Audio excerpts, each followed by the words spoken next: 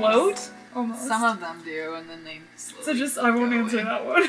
We've got Kayleigh Nelson in the tub today. And Kayleigh Nelson lives and works in Portland, and she runs a space at the Everett Street Lofts. So I'll let you just introduce yourself. I'll use my Instagram bio because I think that's the most concise. I am a artist, curator, clothing designer, maker, model, and stylist from Portland. Actually, from the Bay Area, living in Portland. Well, what brought you to Portland? I moved here with a best friend to go to PSU. And coming from the Bay Area, all the other schools were impacted. And so I wanted to get out of the state, and I kind of just fell in love with Portland and its small communities. And Nice. Did you know you were going to specifically study art at PSU? I started out studying business Okay. for advertising, and then when I realized that was particularly soul-sucking, I changed to English, Okay. and then it ruined my love of reading. And then so I decided to go back to art, Okay. and yes. But art didn't get ruined by school. No. Okay. Good. That's good to know. So, I guess we can start off pulling the random questions.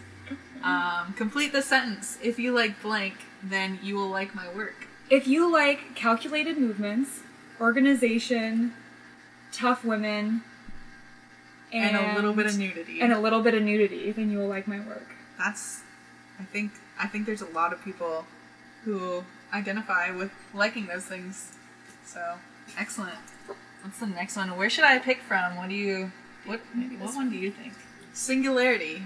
Yay or nay? I don't have an answer, yay or nay. Okay. But recently, the clothing that I've been making is very much inspired by those sorts of things, Yeah. I guess. Like, I feel like I look like a sandy alien. Okay. Or like a sandy Borg. So this is something that you've made, Yes. and you made it for the tub. For this moment only. How do you go about designing your garments? Lots of drawing. I'm not good at drawing. My people look very weird. Like sand cyborgs? In a way, maybe. They don't have hands, they just come to points. Okay. Which I've grown to love, actually. They have really juicy thighs, Okay. which is like a new thing. Because it's easier to just kind of draw really curvy. As far as designing goes, I have been creating a bunch of different labels. I think recently what I've been doing is I want an overarching label that every season I'll be, it'll be a different collection, but they'll be under different names. Okay. So it's like, I don't want it to be my name. Currently it is, but it would be like Kayleigh Nelson, and then every season, I don't know what this one will be called, but one of my collections will be called Boyish, and it's all unisex, 2 sizes, fits most, that sort of thing, but it's of this like very sporty school uniform sort of aesthetic. And so that would be one season, and then another season would be like this sort of thing, but I like the idea of not having to stick to just one line and one aesthetic. So. Yeah. I like the phrase 2 sizes fits most. Yeah. There's like, it's like a 1 and a 2 or something. And the 1 fits extra small to medium. Okay. And then the 2 would fit medium to extra large. Okay. And so depending on what size you would fit in, you could either get one or the other, and then it would either be like larger, so the way it fits people, no, it wouldn't fit everyone the same. Yeah. Yeah. That's really interesting that you would also kind of create this number system where there's only a 1 and a 2, and like typically 2 is like Teeny. the tiny. Like, Yeah. I mean, I could never do that. I mean, Yeah. you maybe can, but Not a 2. but like it's like it's for me like unattainable thing. And Yeah. then, I like the simplicity, but I also, working with clothing and fashion and bringing it in a sort of like art context, I see like the issues with fashion in the fashion industry.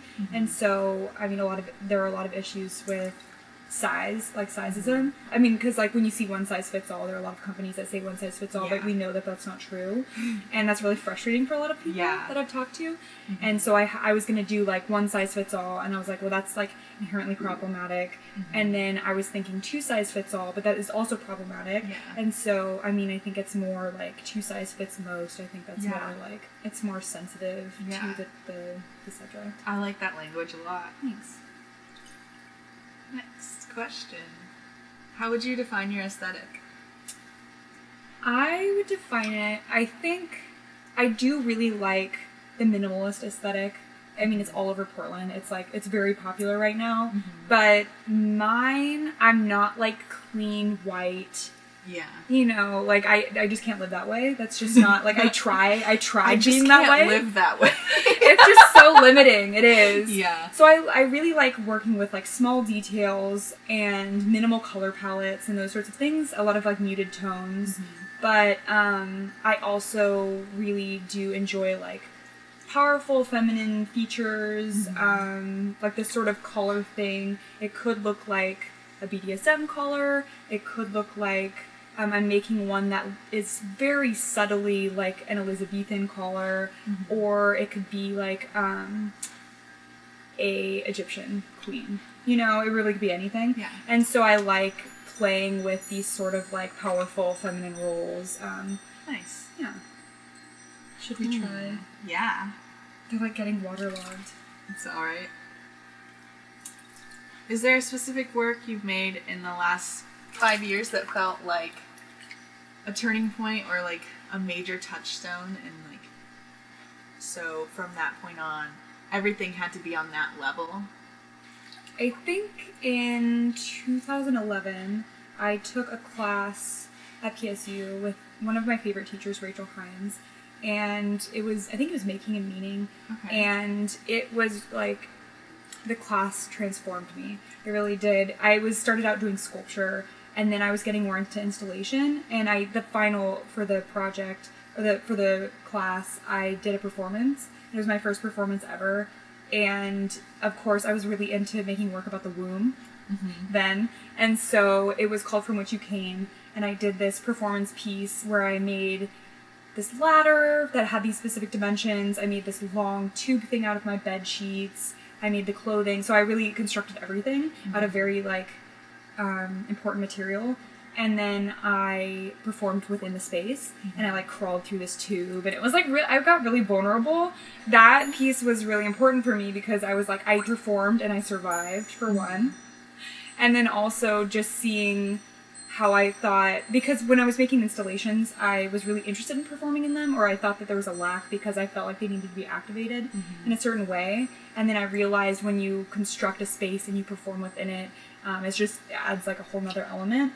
And so after that, I was like performance crazy. Yeah. And I was like, everything I did was a performance. And like so that one really, I think that was, 2011 or something. And that was just really like what started it all off. Nice. I can grab this one. What has made you stay in Portland? I really like the small communities. Like I said, they're one of the reasons I moved here. These are sort of like micro cultures. Because I'm a part of the art world, I'm a part of the fashion community, I am a part of the queer community, and so there's just all these really supportive communities that I'm a part of. Yeah, it's just really like all the support I have here that I've been building up for the past 6 years.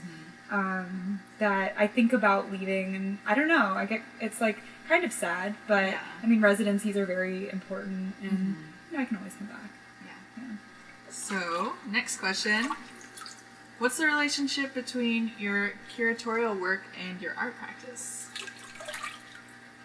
It's very similar. Right now, my curatorial, as far as art goes, because the clothing I create and that whole thing is part of my art practice, but as going back to like my earlier stages of art, that's kind of what I curate into the space. And because I am really busy these days, and so I can't be performing everywhere and applying for things as much, I just kind of channel that into what I wanted to see in the space. And so I have a lot of dance and poetry readings and installations and interactive stuff, people traveling. on tours and stuff. So curating in itself is an art to me.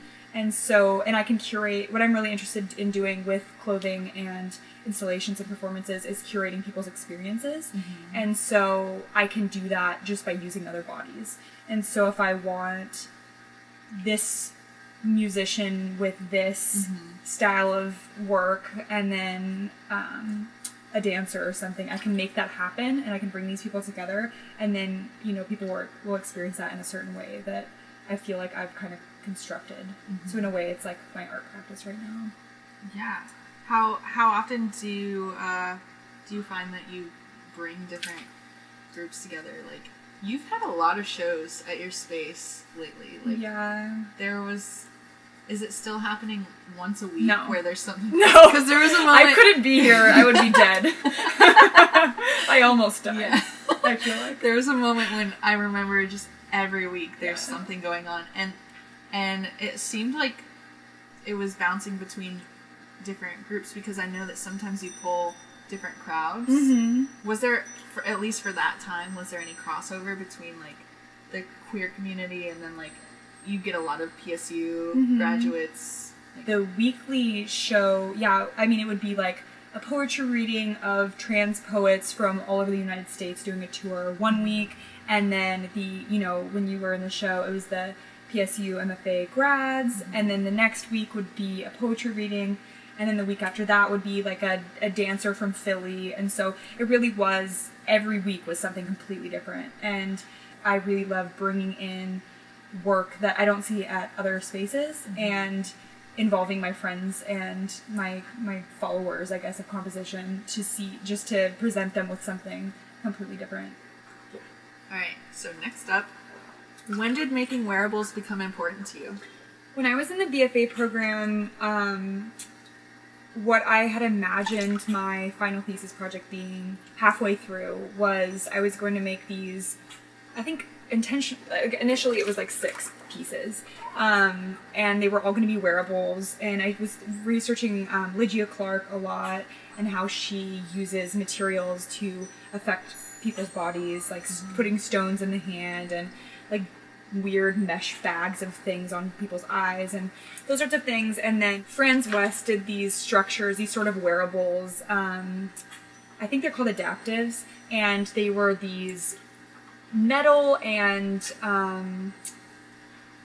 something tube sort of things, and then he would take these photos of people interacting with them, putting them on their bodies, seeing how they affected their movement, and so that was really inspiring to me. And in Ernesto Neto's Humanoids, which again I was really into, like the womb at that time, and so these humanoids where you could like insert your body and it would be these sort of safe spaces that he would create out of fibers. I really wanted to create what I was calling costumes for evacuation, and they were these costumes that you could go into, and it was working sort of like exposure therapy, where you would go in and I would structure it in a way where it would be like itchy or constricting or whatever, so it would make you feel a certain emotion that I would have like masterfully planned. I was doing a lot of research into how those affected, like those external pressures and affected your internal environment, and so I was doing a lot of research into making these costumes,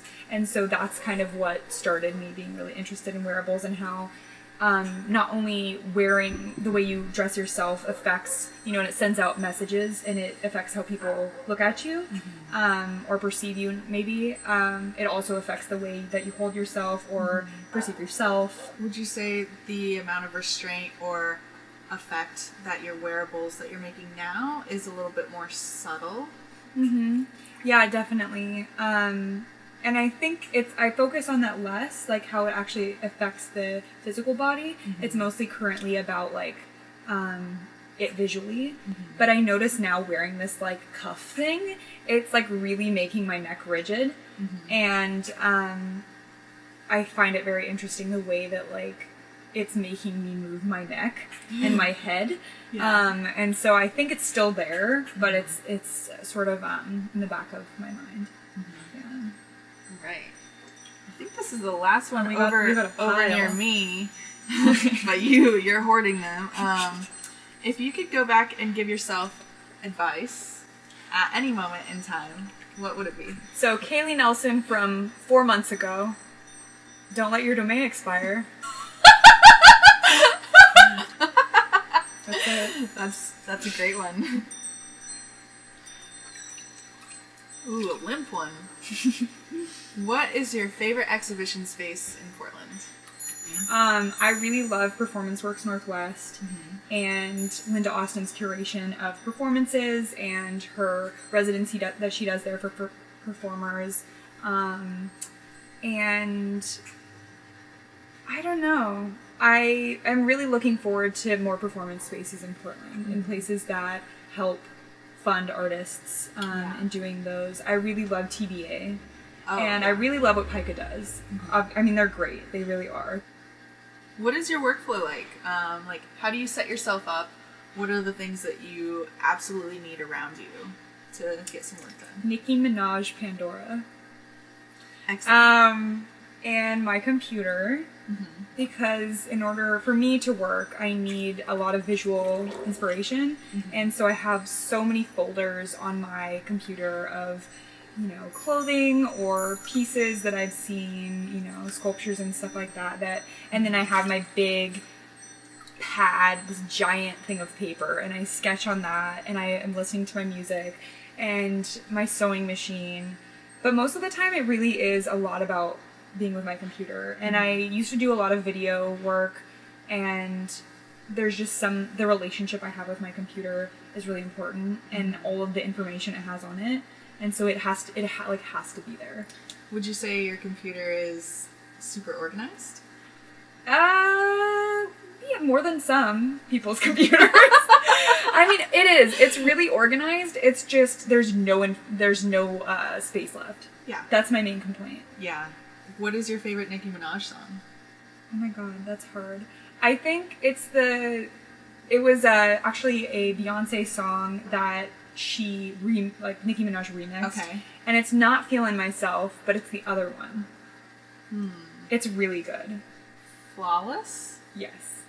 I should have thought of that immediately, but that's my favorite. I think that my favorite Nicki Minaj song is Stupid Ho. That's a good one. There's a lot of yeah, which is you a stupid hoe. You a stupid hoe. Does it get you pumped if you're in a mood? Probably should. I don't know. It just makes me think about all the haters. I'm just whatever. You're a stupid hoe. It's the more aggressive version would be I Don't Fuck With You by Big Sean. I don't fuck with you. But that's real aggressive. It's different coming out of a woman's voice. It really is. I think so. Next. We got 2 left. Right. I like how slowly the water's coming up and it's transforming my piece. Yeah. It's slowly. It's a durational I'm thing. It's eventually going to be all dark. I think that's what's going to happen with the world. It's eventually going to be all dark. Alright. How has your practice changed since graduating? I love it more. Because then it was about completing things for deadlines and that sort of thing, but it's really nice having, as you know, probably air between things, and not having to really spend an extended period of time and having long-term projects. And in the BFA program, I did a lot, but not for my thesis. Yeah. I did a lot of exploring and examining of my practice, and I did a lot of reading on the computer and doing a lot of research into eventual projects, but it never really materialized. And I was still examining my understanding of my practice and materials and transitioning from being mostly material and installation based to performance. And so after getting out of school and really just living, it'll be my first time, since a little over a year that I've not been in school since preschool. Yeah. And I think most people that I was with had taken a few years off or something, but from preschool to graduating with my BFA, it was just straight school. Yeah. So just my life, it's weird living as a body, as a person, with my own time constraints and that sort of thing. I think I really identify with that because I didn't I took a very short break from BFA to MFA, and while I was finishing up my BFA, I was applying to go to MFA, and then there was like 3 to 6 months, I can't even remember, of time where I was out of school, and then it was like, even then I knew I was going to grad school, so I was like, I need to work so I can move. And so life is, it's strange, because I think that in a school environment there's a level of nourishment and like preparation, almost like storing up all of this feedback and getting all of these critiques, and you're in an environment where everybody wants to, in the perfect world, everybody wants to hear about your practice. And for me, like, at points I felt really strangled by that. Like, everything became about spitting out the same lines and like saying all the right things. And now, being out of school, I can really appreciate that awesome community, but also really appreciate my own time. And working still at a rigorous pace, but not having to tell everybody about everything every week. Definitely. which can be overwhelming. Like, you run into someone and they're like, oh, I see that you did something to that work. What does that mean? It's like, I don't know, I was just having fun. This is my first time that I've ever made without thinking. And it really was just this. And then I decided what it meant. But, like, that's just how I work, is I always create. I spend 90% of the time creating a concept and doing all the research and making this really tight concept, and then making the piece. So in the BFA program, I just underestimated my time. I, like, spent the whole thing just doing the research and the concept, and then I had nothing to show, really. But now, like, since I don't really have deadlines, I don't know, when I start to make a garment, I usually still have to think about, like, what am I putting into the world? What does this mean on the body? I think having a fluidity between, like, an established concept and the actual thing, and letting things slip and slide a little bit, feels... It's, like, more natural. Like a good way to make. Or it just makes... I feel like it makes it all more even. In a way. That's good. Woo! Last one. Is it important that your garments be worn in performances? Let's see. The pieces that I was going to make, and that I'm still going to make, but I didn't make them for the BFA program, the costumes for evacuation, they will be on display, and they'll like, people will be able to interact with them, but not in a necessarily performative way. I just think that it's important that they're activated in some way, depending on the concept. I really do like that a lot of the pieces that I'm making will be in performances, because in a way it's a collaboration between either me and the performer, and it just completely changes the piece. I mean, clothing is mostly made to be worn on a body, and so it just kind of changes it from, like, the hanger versus the body is just so different, and how you decide to have the body move in the clothing is, it can make a huge difference. So good answer. Thank you. All right, so those are all of our questions. So we're gonna hit the bubble button and say goodbye. Thanks, Kayleigh. Is it this one? Yeah.